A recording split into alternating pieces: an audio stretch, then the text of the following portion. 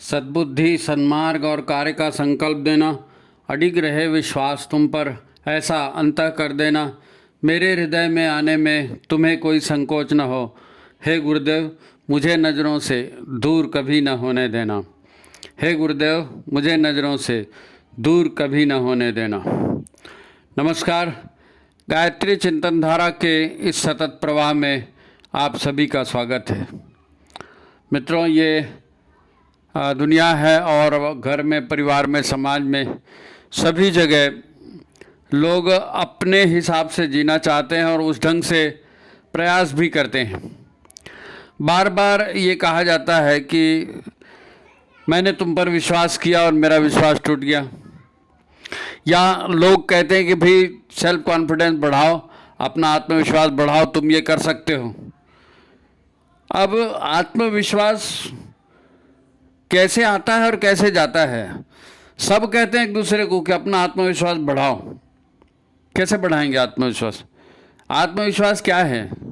आज अगर किसी से पूछा जाए कि तुम अमुक काम कर सकते हो, मान लीजिए एक किसान है, उसको बोलोगे कि भाई तुम अमुक की खेती कर लोगे, तुमने कहा हाँ हमारे बाप दादा करते आए हैं, कर लेंगे।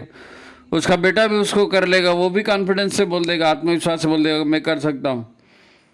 और उसी को जलेबी बनाने के लिए बोलो तो बनाएगा?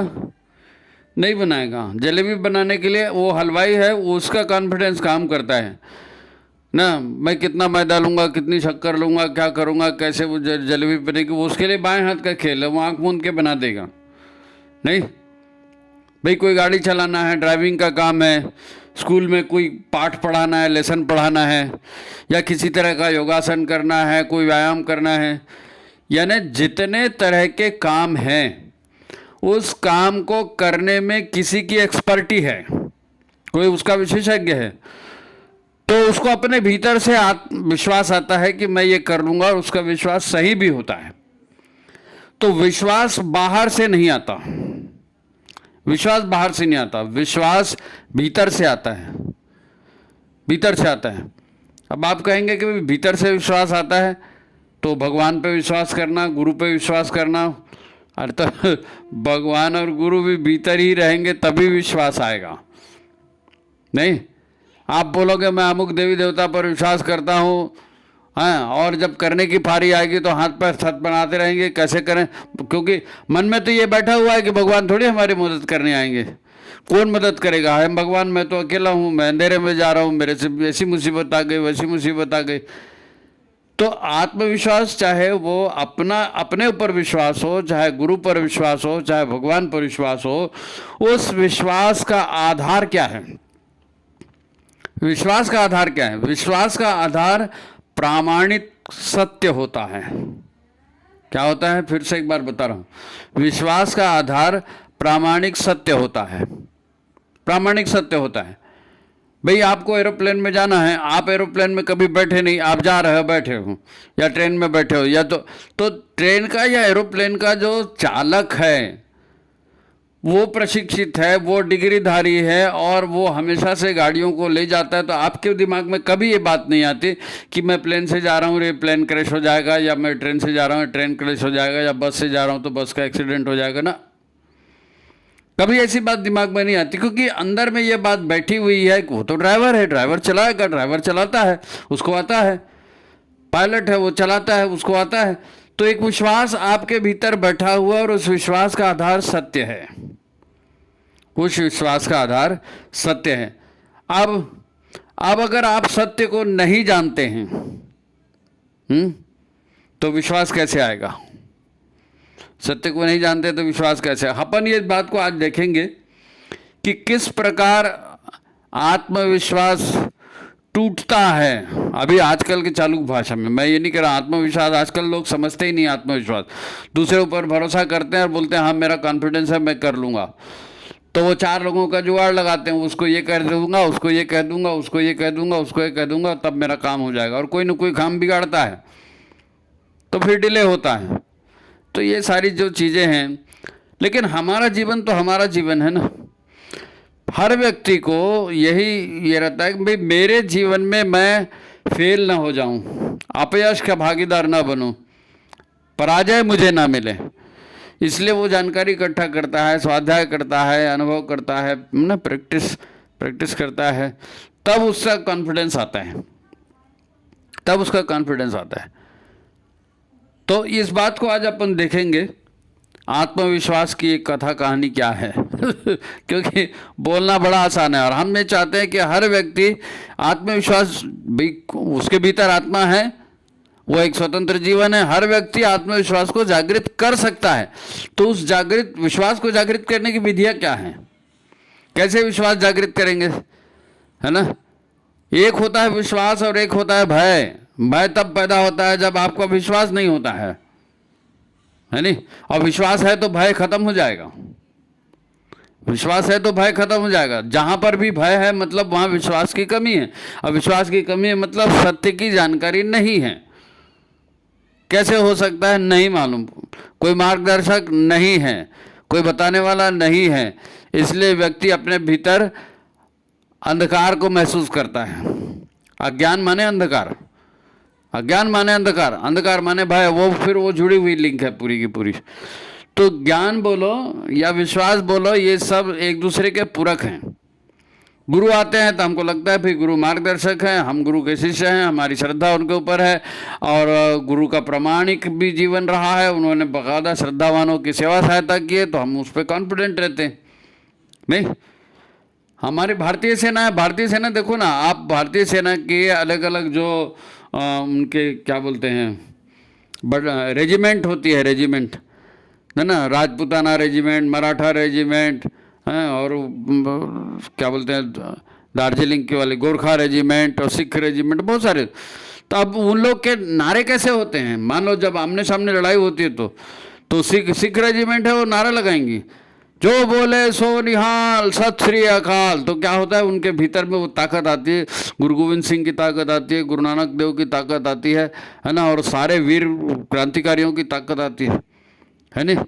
हर हर महादेव करके, महाराष्ट्र वाले हर हर महादेव करके जाते हैं, कोई जय श्री राम करके जाता है, कोई भगवान एक लिंग की जय, इस तरह के नारे लगा कर, क्योंकि वो नारे के साथ में उनकी एनर्जी जुड़ गई, उनका विश्वास वहाँ से जुड़ गया। और विश्वासम फलदायकम, जब आप ये सोचते हो मैं शिवाजी का वंशज हूँ, या मैं गुरु गोविंद सिंह का वंशज हूँ, या महाराणा प्रताप का या श्री राम का वंशज हूँ, या महादेव का शिष्य हूँ, महाकाल का शिष्य हूँ, या गुरुदेव का शिष्य हूँ, तो वो जो आइडेंटिफिकेशन होता है कि हाँ मैं उससे जुड़ा हुआ और मेरे लिए ताकत वहाँ से आएगी, मेरे लिए ताकत वहाँ से आएगी। आपने हनुमान जी का चरित्र देखा पढ़ा होगा ना, और खास करके टीवी सीरियल और फिल्मों में जो दिखाया जाता है कि हनुमान जी कुछ भी काम करे तो जय श्री राम करते हैं, फिर काम करते हैं, है ना। तो उस जय श्री राम शब्द के साथ राम की शक्ति का विश्वास आत्मशक्ति को बल प्रदान करता है कि I am connected from that, मैं उस शक्ति से जुड़ा हुआ हूँ, तो मेरे को भी शक्ति आएगी। तो आदमी आंख मूंद करके फिर काम करता है। तो आज अपन इसको जरा समझने का प्रयास करेंगे, क्योंकि क्या है, जीवन जो है आत्मा की अनंत यात्रा है ना। जीवन आत्मा की अनंत यात्रा है, और हर व्यक्ति को ये यात्रा सफलतापूर्वक पूर्ण करनी है, सफलतापूर्वक पूर्ण करनी है। ज्ञान अर्जित करें, ज्ञान अर्जित नहीं करते गुरु को ही अर्जित कर लो, गुरु तो ज्ञान का भंडार है नहीं। भगवान को ही अर्जित कर लो, भगवान तो सर्वव्यापी है, हमेशा सहायता करेंगे। तो या तो आप वहाँ से कनेक्ट हो जाओ और उस ढंग से काम करो, या फिर आप ज्ञान अर्जित कर लो उस विषय पर और उस ढंग से काम करो। तो आप वीडियो को लाइक कर लीजिए, अपन देखेंगे कि कैसे इसका विज्ञान काम करता है नहीं, आत्मविश्वास का विज्ञान कैसे काम करता है। क्योंकि हमारे बहुत से भाई बहनों को आत्मविश्वास की बहुत कमी होती है, बहुत कमी होती है लोगों में आत्मविश्वास की। वो कहते जरूर है हमारा ये है, हमारा वो है, लेकिन वो किसी पर विश्वास नहीं। और जो वास्तव में जो अज्ञानी होता है ना, जिसके पास ज्ञान की कमी है, वो हमेशा फिर डरते ही रहता है, वो बोलता जरूर है लेकिन कर नहीं पाता है। तो आप वीडियो को लाइक कर दीजिए, शेयर कर दीजिए, है ना। अपन देखेंगे गुरुदेव के हिसाब से क्या हो सकता है, कैसे आत्मविश्वास या विश्वास की व्याख्या उन्होंने की है और कैसे उसको बढ़ाने की बात की है। तो आप वीडियो को लाइक शेयर कर दीजिए, जिन्होंने चैनल सब्सक्राइब नहीं किया वो सब्सक्राइब कर दीजिए, फिर अपन आगे बढ़ते हैं, ठीक है। मित्रों, आपने देखा होगा हम में से अधिकांश लोग हैं वो गायत्री परिवार के बारे में या उपासना साधना के बारे में बहुत कुछ जानते हैं, गायत्री मंत्र का जाप कैसे किया जाता है, लघु अनुष्ठान कैसे होता है, दीर्घ अनुष्ठान कैसे होता है, अस्वाद व्रत क्या है, हर गुरुवार को उपवास करना है तो वो कैसे करना है।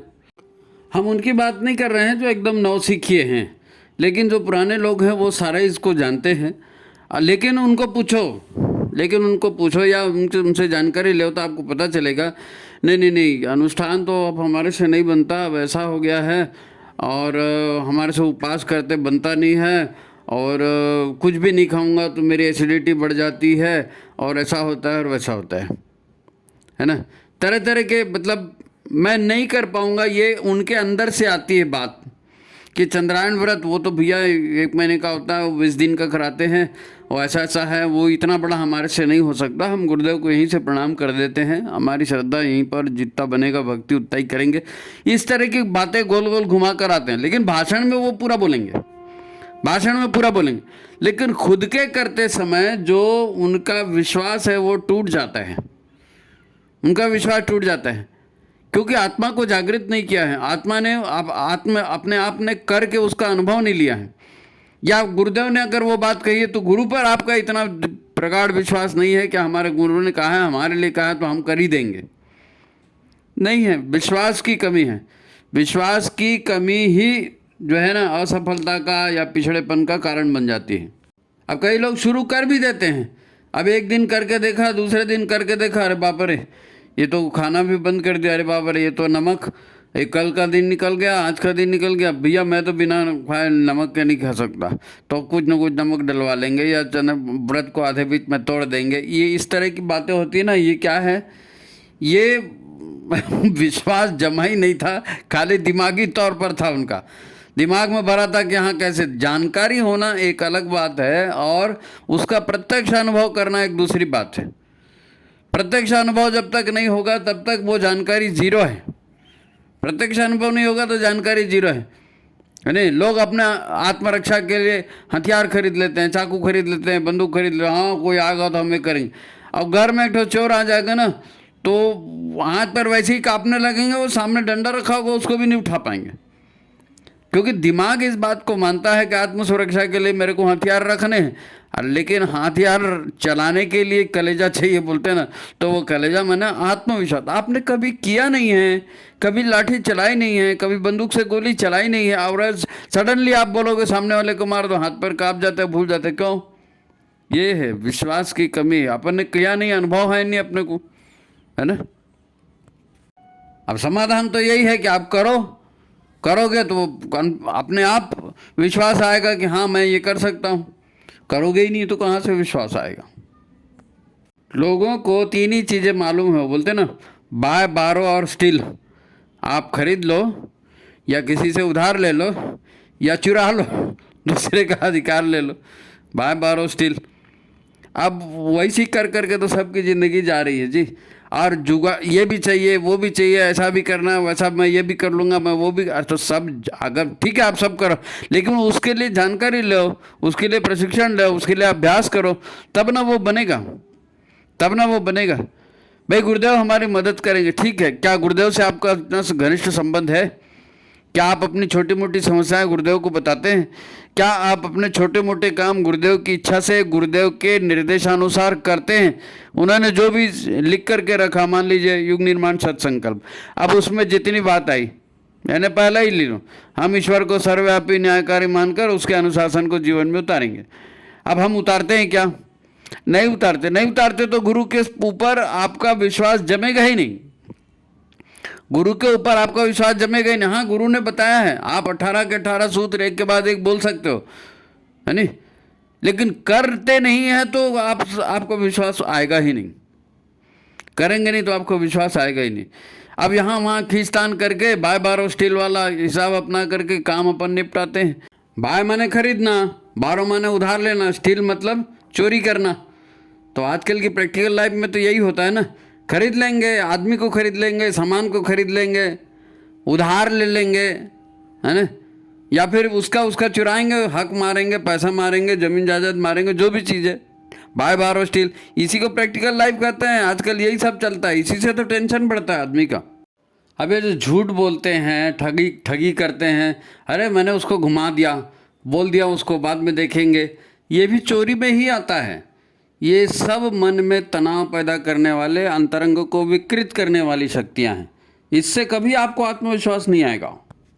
अब ये जितने भी काम ऐसे ही बाय बारो स्टील के हिसाब से, नकल से, देखा सीखी से करते रहते हैं, है ना, तो उसमें क्या होता है कि मन भटकता है, ये भी कर लूँ, वो भी कर लूँ, ये भी करता है, और तनाव बढ़ता है जीवन में तनाव बढ़ता है। और उस तनाव को रिलैक्स करने के लिए फिर आदमी नहीं मालूम क्या क्या करता है, वो ट्रैक ही अलग है, वो गाड़ी पटरी पर अलग ही चली जाती है। तो इसका समाधान क्या है? इसका समाधान है वर्तमान में जीना। इसका समाधान क्या है? वर्तमान में जीना। आप बोलेंगे वर्तमान में तो जी रहे हैं, नहीं जी रहे हैं वर्तमान में। हम कहीं पर भी बैठे रहेंगे, हमारा दिमाग जो है वो भविष्य की योजनाएं बनाएगा, हमारा मन भविष्य की योजनाएं बनाएगा, या हम भूतकाल के लिए रोते रहेंगे या भूतकाल के दिनों को याद करते रहेंगे। हम करते हाथ पैर हिला भी रहे हैं, वर्तमान में हाथ पैर हिला रहे हैं, लेकिन हमारा मन या तो भूतकाल में है या भविष्य काल में है। और जब भूतकाल और भविष्य काल में मन है तो ये खींचातानी जो है, आप वर्तमान को जी रहे तो ठोकरें लगेंगी ही लगेंगी, क्योंकि मन 20 साल पुराने ही जगह में है या 20 साल आगे की जगह में है। तो और कर आज काम अभी कर रहे हो आप, तो ठोकर तो लगना ही लगना है। वो एक शेर है ना, एक हजारों ख्वाहिशें ऐसी कि हर ख्वाहिश पे दम निकले, बहुत निकले मेरे अरमान, लेकिन निकले वो भी कम निकले। ऐसा कुछ तो भी है। बहुत कुछ सोचता है आदमी, कर लूँगा कर लूँगा कर लूँगा, और मान लो सब होते भी जाएगा ना, सब होते भी जाएगा, फिर सब हो जाएगा, उसके बाद भी उसको पूछोगे कि सब हो गया क्या? अरे यार वो एक ठो काम वो बच गया है, और वो थोड़ा सा हो जाता तो और अच्छा था, वैसे मैं चाहता था ये भी हो जाए। यानी कितना भी आपको मिल जाए तो पर भी से आपकी डिमांड और बची रहेगी। तो ये जो दिमागी खींचतान है, ये दिमागी खींचतान कभी भी आपको न स्थिर रख पाएगी, न ज्ञान लेने देने पाएगी, और न ही उससे, जब ज्ञान नहीं लेंगे, अनुभव नहीं लेंगे, तो विश्वास भी नहीं बढ़ेगा, आत्मविश्वास आएगा ही नहीं, आत्मविश्वास आएगा ही नहीं। आज का जो हर आदमी है ना, उसको कहें कि वैचारिक और बौद्धिक कब्जियत का शिकार है, वैचारिक और बौद्धिक कब्जियत का शिकार है। कुछ विचार आते हैं, उसको मन में पाल लेता है, फिर वो विचार निकल ही नहीं रहे, निकल ही नहीं रहे। अरे विचार क्रियान्वित होने चाहिए तो आप टेंशन फ्री हो जाओगे। ज्ञान है, बौद्धिक कब्जियत है, बहुत सारा पढ़ लिया, बहुत सारा दिमागी सब भरा हुआ है दिमाग में, लेकिन प्रैक्टिकली कभी किया नहीं है, तो प्रैक्टिकली कभी किया नहीं है तो आपका विश्वास भी नहीं जमेगा। भाई होता क्या है, दुनिया संसार कैसे चलती है, आप एक बात को समझिए, संसार क्या है, ईश्वर क्या है, मैं क्या हूँ, हमको कुछ नहीं मालूम, और हम किसी को भी आधार बनाकर नहीं जीते। मैं क्या हूँ नहीं मालूम, गुरु क्या है नहीं मालूम, ईश्वर क्या है नहीं मालूम। हम अपने विचारों में मकड़ी का जाला बनाते रहते हैं। हम विचार करते हैं और अपने ही विचारों को, है नहीं, दुनिया के पर्दे पे फेंकते रहते हैं। हम विचार करते हैं और अपने ही विचारों को दुनिया के पर्दे फेंकते रहते हैं। मतलब दुनिया में जो भी चल रहा है हम उसको अपने ढंग से देखते हैं, अपने विचारों के हिसाब से देखते हैं, जो हमने सोच के रखा उसी हिसाब से। तो हमको दुनिया भी फिर वैसे ही दिखती है, दुनिया भी ऐसी। लोग आदमी को खाली शक्ल देख के बोल देते हैं ना, ये ऐसी होगा, ये वैसी होगा, मैंने बहुत देखा है, ऐसे होता है वैसे होता है। तो हम अपने विचारों को दुनिया पर फेंक रहे हैं और फिर हमको दुनिया वैसे ही लगती है। सत्य के रूप में जैसे हमारे विचार हैं, हम उसी को सत्य मान के चलते हैं ना, तो हमारे लिए वही सत्य हो जाता है, लेकिन वो सत्य नहीं है। हम उसको सत्य मान लेते हैं, सत्य नहीं है।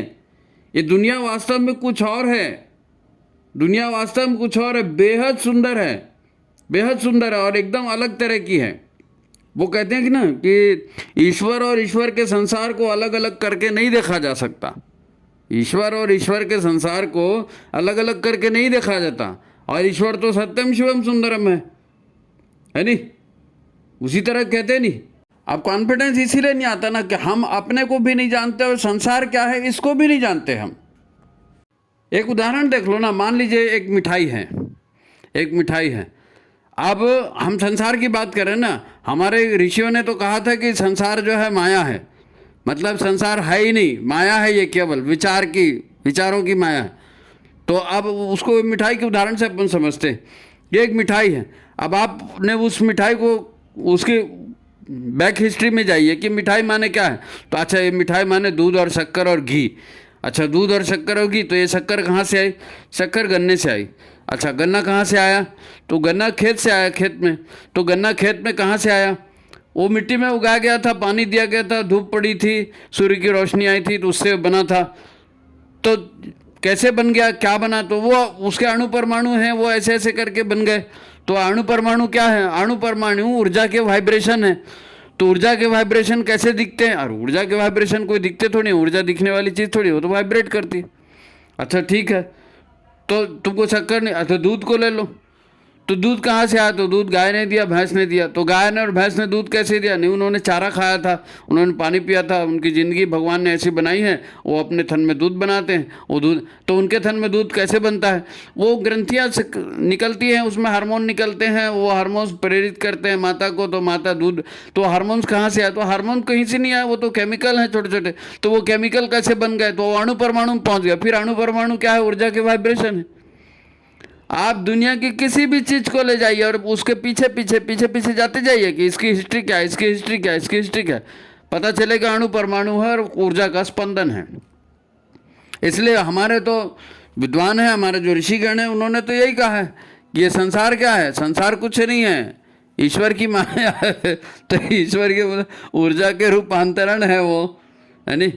अब हम अपने ढंग से कुछ भी सोच लेना कि मैं राजा हूँ, कि मैं एक्टर हूँ, कि मैं मास्टर हूँ, कि मैं फलाना यज्ञाचार्य हूँ, या मैं वो संगीतकार हूँ, या मैं पहलवान हूँ, या खिलाड़ी हूँ, कुछ भी आप अपने आप को समझते रहिए। ठीक है, वो एक थोड़ा सा सच है, ऐसा सच ऐसा नहीं है भाई हम पैदा हुए हमारा सच है, हमारी ये माता है, हमारे पिता है, ये सच है।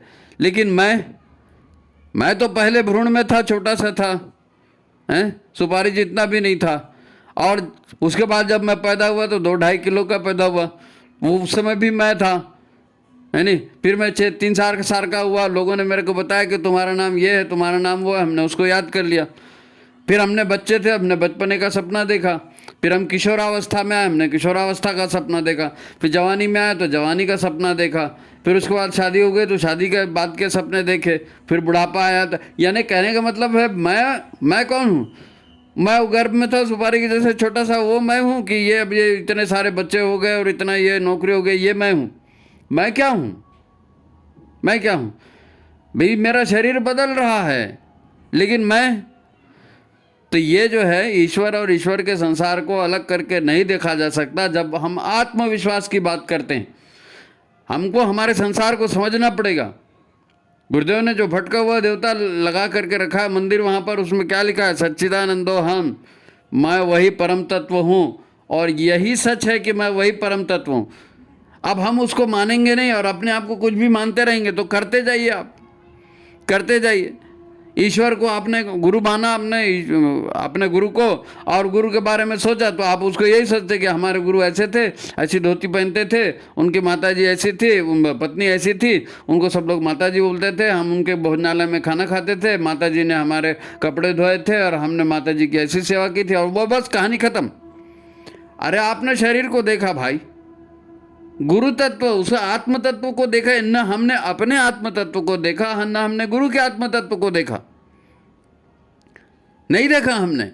और जब तक हम देखेंगे नहीं, हम सत्य पर पहुंचेंगे नहीं, सत्य पर हमारा विश्वास नहीं जमेगा। हमारा तो जो है ना मनोराज्यम वाली बात चलती है, हम अपने मन में सोच सोच के नहीं, मानो अपने एक संसार अलग ढंग से बना लेते हैं। ना हमारा संसार क्या है हमको नहीं मालूम, न ईश्वर क्या है हमको नहीं मालूम, न गुरु क्या है हमको नहीं मालूम। और जब तक हम अपने आप को और संसार को और देख करके अनुभव नहीं करेंगे, तब तक क्या हमको कैसे समझ में आएगा? हैं, वो ऐसे तनाव के रहते समझ में नहीं आएगा। आप अपने जीवन को सरल बनाइए, आप अपने जीवन को सहज बनाइए और देखिए, वर्तमान में जिए, वर्तमान में जिए। भाई हमारे गुरु छोटे से थे, 12-15 साल के, है ना। तो दादा गुरुदेव उनके कमरे में आए, दादा गुरुदेव उनके कमरे में, उन्होंने प्रत्यक्ष देखा ना उनको, उन्होंने प्रत्यक्ष देखा उनको, और दादा गुरुदेव ने उनको दिखाया कि मैं क्या हूँ, तुम क्या हो, तुम्हारे पिछले जन्म क्या हैं, अभी के जन्म क्या हैं। गुरुदेव ने देखा, साक्षात्कार किया, अनुभव किया। उस अनुभव के आधार पर उनका आत्मविश्वास बना ना। उन्होंने अपने गुरु की महत्ता को देखा कि मेरे गुरु हिमालय से चल करके ऐसे धुएं के रूप में मेरे कमरे में आ गए, ओ मेरे गुरु कितने महान हैं। तो जब गुरु की महानता को देखा, गुरु पर विश्वास किया, तो गुरु के आधार पर चले, तो गुरु के आधार पर चले, तो फिर गुरु का विश्वास उनका विश्वास हो गया, है नहीं। उनको हिमालय में भी बुलाया, उन्होंने कभी नहीं सोचा हिमालय जा रहा हूँ तो चलो एक गैस का सिलेंडर ले जाता हूँ, कि एक गैस चूल्हा ले जाता हूँ, कि ये कंबल ले जाता हूँ, और या फलाना ये लेके जाता हूँ, ये ट्रैकिंग सूट चाहिए, वो सूट चाहिए, हिमालय में जाऊँगा तो किसके पास, कौन से होटल में रुकूंगा, कौन मेरे को रिसीव करेगा। कभी ऐसा हुआ? कभी नहीं हुआ। उनके गुरु ने उनको हिमालय बुलाया, वो हिमालय चले गए, वो हिमालय चले गए। और वहाँ जाने के बाद मैं कहाँ रहूँगा, मैं क्या खाऊँगा, मैं ऐसा करूँगा, मैं वैसा करूँगा, नहीं, कुछ नहीं।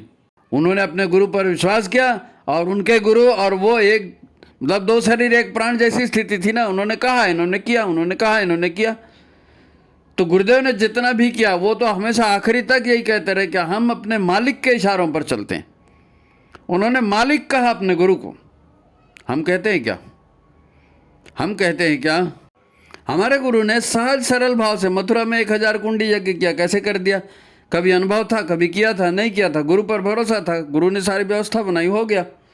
शांति कुंज बन गया, इतने बड़े बड़े प्रोजेक्ट चल गए, सब अखंड ज्योति चल गई, साहित्य छप गया, इतना कैसे हो गया? अगर गुरुदेव का आत्मविश्वास की बात करें तो गुरुदेव का आत्मविश्वास क्या है? गुरु तो अपने को कुछ मानते ही नहीं थे। वो तो कहते थे कि मेरे गुरु ही हैं जो कुछ है। वो ये उंगलियां लिख रही हैं, लिखवाने वाला दूसरा है, यही तो कहते थे ना। तो गुरुदेव का आत्मविश्वास काम किया कि उनके गुरु की ताकत काम की, कि ईश्वर की ताकत काम की? ये सब समझना पड़ेगा, और इस समझने के लिए साक्षात्कार करना पड़ेगा। हम नहीं गुरु पर विश्वास करना चाहिए, और विश्वास का आधार भी तो बने। कभी गुरु चरित्र पढ़ करके तो देखो, माता जी का चरित्र पढ़ करके तो देखो, उनके एक एक वाक्य, उन्होंने कैसे लोगों के साथ जीवन बिताया, किस ढंग से लोगों को टैकल किया, आप देखो तो सही।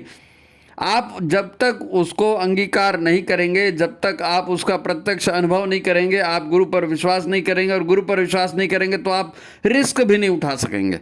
और अहम आ जाएगा ना, अहम आ जाएगा, मेरे से नहीं होगा। आप ये क्यों नहीं सोचते कि गुरुदेव करेंगे? कई लोग मुंह से बोलते हैं गुरुदेव करेंगे, लेकिन वो उनकी श्रद्धा वद्धा रहती नहीं है, तो काम भी नहीं होता। करने वाला भिड़ता है, पुरजोर काम करता है, और उसके बावजूद ये नहीं कहता कि मैं कर रहा हूँ, मैं वाली बात ही नहीं आती। वो यही कहता है कि गुरुदेव ने चाहा तो हो जाएगा, गुरुदेव ने चाहा तो हो जाएगा। गुरुदेव ने स्वयं कहा ना, आप हमारे अंग अवयव बन जाइए। इसका क्या मतलब है? आप हमारे अंग अवयव बन जाइए। अगर मैं यही चलाता रहूँगा कि मैंने किया, मैं ऐसा किया, मैं वैसा किया, तो आप अलग हो गए, गुरु अलग हो गए। गुरु के अंग अवयव गुरु के इशारे से चलेंगे ना, कि तुम्हारे मेरे इशारे से चलेंगे। तो अगर गुरु के अंग अवयव हम लोग हैं, तो हमको भी अपनी अपनी न चला करके गुरु की चलानी पड़ेगी। तो हमारे पीछे फिर गुरु की ताकत काम करेगी। फिर हम सिंपली किसी को कुछ कह देंगे ना, तो वो गुरु उसी काम को कर भी देंगे, क्योंकि हमने अपना रखा ही नहीं है कुछ। मेरा कुछ नहीं है, तेरा तुझको अर्पण क्या लाग है, मेरा होम जय जगदीश हरे। हाँ ठीक है, गुरु और शिष्य, पति और पत्नी, भक्त और भगवान, दो शरीर एक प्राण होता है, ऐसी थोड़ी होता है। हम आत्मविश्वास बोलेंगे, आत्मा का विश्वास कहाँ से आया? आत्मा का विश्वास परमात्मा से आया, क्योंकि आत्मा परमात्मा का हिस्सा है। अपन ने बोला ना, शक्कर कहाँ से आई, दूध कहाँ से आई? तो अल्टीमेटली घुमा घुमा करके आप पहुँच जाओगे अणु परमाणु पे। अणु परमाणु भी क्या है? वाइब्रेशंस है, ईश्वरीय विचारों के वाइब्रेशन है, ईश्वरीय वाइब्रेशन है, बस। और क्या है? कुछ तो है नहीं। तो जब आत्म तत्व की बात करेंगे तो आत्म तत्व वही चेतन तत्व है ना, परमात्मा का ही अंश है। अब वो मैं करता है, इसीलिए परमात्मा से अलग है, इसीलिए द्वैत है। जब तक मैं हूं तब तक ईश्वर नहीं है, जब तक ईश्वर है तब तक मैं नहीं। जब तक मैं हूं तब तक गुरु नहीं है, जब तक गुरु है तब तक मैं नहीं। गुरु के सामने मैं कैसे चलाओगे आप? ईश्वर के सामने मैं कैसे चलाओगे आप?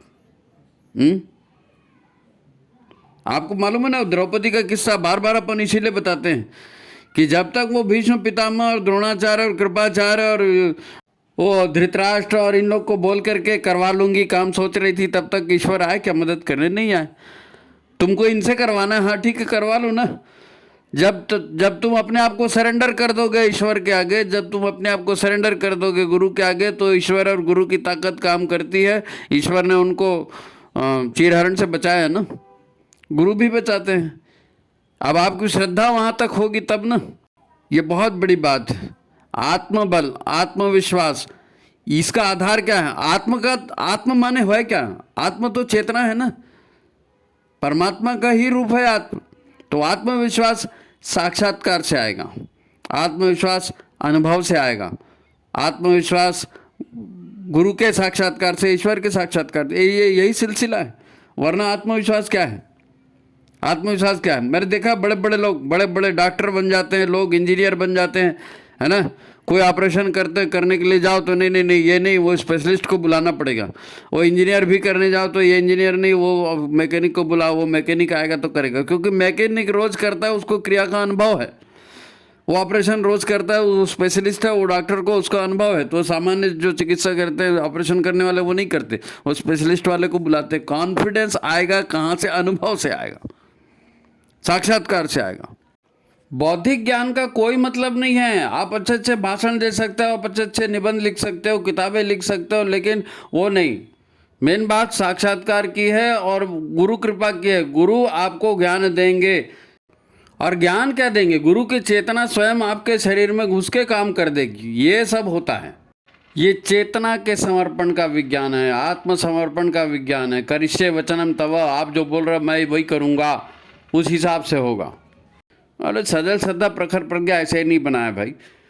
वो गुरुदेव माता जी के स्मारक हैं, वो बोलने में बड़ा अच्छा लगता है, लेकिन वास्तव में यही मनुष्य के विकास का क्रम है। ये श्रद्धावान, जो श्रद्धावान होगा उसी का कल्याण है। क्योंकि प्रज्ञा भी अगर आप अर्जित करते हो, ज्ञान भी अगर आप अर्जित करते हो, तो ज्ञान, मोक्ष जो होता है ना, वो तो ईश्वर की इच्छा से मिलता है। ईश्वर की इच्छा के बिना मोक्ष नहीं मिलता। नहीं साहब हमने तो ये कर लिया, वो कर लिया, साधना कर लिया, वो साधना कर लिया, कर लीजिए, आप कर लीजिए। साक्षात्कार के लिए सीखना पड़ेगा, सीखने के लिए करना पड़ेगा, करने के लिए गुरु का मार्गदर्शन चाहिए। गुरु से बड़ा कुछ नहीं है, गुरु से बड़ा कुछ नहीं है। गुरु ही है जो भगवान का स्वरूप का ज्ञान देते हैं। गुरु गोविंद दो खड़े काके लागू पाए, बलिहारी गुरु आपनो गोविंद दियो बताए। तो सारी दुनिया का रहस्य, सारी दुनिया की शक्तियां अगर किसी के माध्यम से आपके पास आ सकती हैं, तो वो गुरु के माध्यम से आ सकती। और गुरु के माध्यम से तब आएंगी जब आप संकल्प पूर्वक, निष्ठा पूर्वक, करिष्ये वचनम, तो जो गुरुदेव ने कहा है उसी ढंग से जिएंगे। ये तो मेरे से नहीं हो सकता, ये मेरे को नहीं मालूम, मैं ऐसा कभी नहीं कर सकती, ऐसा तो मेरे को हमारे यहाँ किसी ने नहीं किया, इस टाइप का अगर आप सोचोगे तो फिर गुरु कहाँ गए? फिर गुरु का कोई मतलब ही नहीं निकला। फिर आपका आत्मविश्वास भी कभी नहीं आएगा। आत्मविश्वास आत्मा का विश्वास है। आत्मा, आपकी आत्मा गुरु की आत्मा से, गुरु की आत्मा परमात्मा की आत्मा से, जो भी बोलो है सब एक ही चीज़। तो आत्मविश्वास ईश्वरीय विश्वास है, ईश्वरीय ताकत है। या ऐसी थोड़ी आ जाएगी क्योंकि आपने किसी को कह दिया नहीं सेल्फ कॉन्फिडेंस बढ़ाओ, तो क्या सेल्फ कॉन्फिडेंस बढ़ाएगा? वो कुछ काम करेगा, उस काम को करने के लिए उसका जो है कॉन्फिडेंस बढ़ेगा।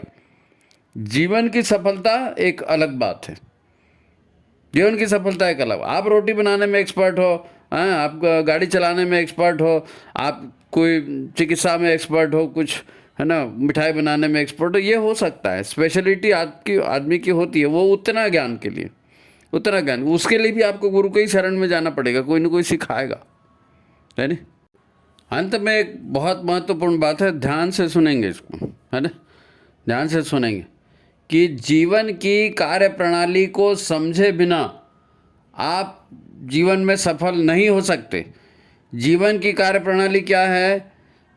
पूरा संसार, पूरा ब्रह्मांड, यही ईश्वर का शरीर है, और ये ब्रह्मांड जो काम कर रहा है यही ईश्वर की चेतना से काम कर रहा है।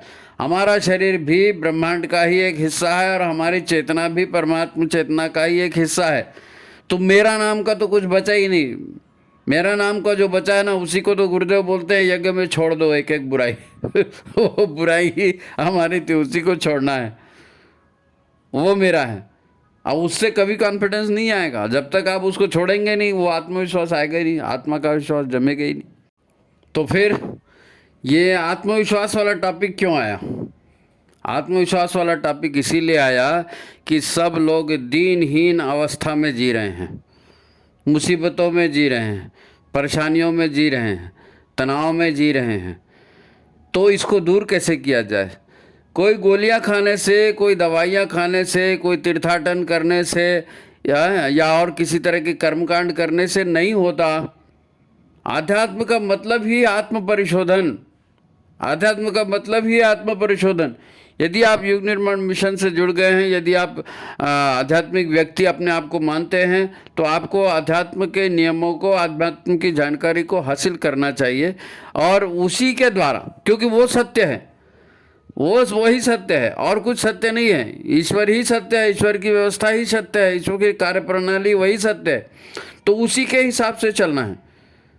यूनिवर्सल लॉ जो है, ब्रह्मांडीय कानून जो है, उसी के हिसाब से चलना है। मैं मेरा के हिसाब से नहीं चल सकते। मैं मेरा बोल बोल के शरीर खराब कर दिया, मैं मेरा बोल के मन खराब कर दिया, विचार खराब कर दिए, सब तो खराब कर दिया मैं मेरा बोल के, है नी। तो तेरा तुझको अर्पण, गुरु को अर्पण करिए, गुरु को अपना लीजिए। तो ठीक है, आत्मविश्वास का स्रोत हमारे गुरु हैं, परमात्मा है ना। इसी बात को ध्यान में रखिए आप, और उनसे जितना जुड़ेंगे उतनी शक्ति आपको मिलेगी और उतनी जीवन में सफलता और सुख शांति आपको नसीब हो सकेगी, व्यावहारिक रूप है। ठीक है, तो आज की बात यही समाप्त करते हैं। अंत में फिर वही, वीडियो को लाइक कर दीजिए, जिन्होंने लाइक नहीं किया है शेयर कर दीजिए, चैनल को सब्सक्राइब कर दीजिए। ठीक, सभी को प्रणाम, नमस्कार।